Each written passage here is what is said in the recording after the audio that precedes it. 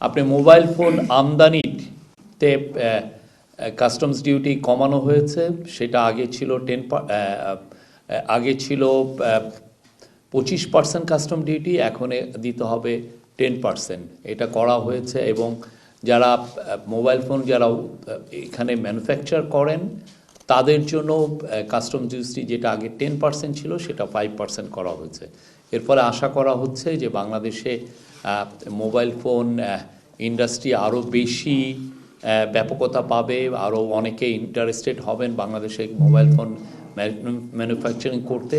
এবং আপনারা জানেন যে বাংলাদেশে প্রচুর বিদেশ থেকে ইউজ মোবাইল ফোন আনা হয়, এনে কিছুটা রিফারবিশ করে এটা বিক্রি করা হয়। এতে আমাদের ক্রেতা সাধারণ যথেষ্ট ক্ষতিগ্রস্ত হন। আমরাও সরকারও অনেক ট্যাক্স থেকে বঞ্চিত হন।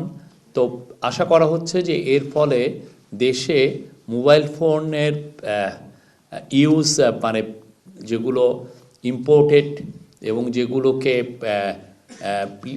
যে সমস্ত মোবাইল বাংলাদেশে উৎপন্ন হয় তাদের চাহিদা বাড়বে এবং এগুলোর দামও কমে আসবে।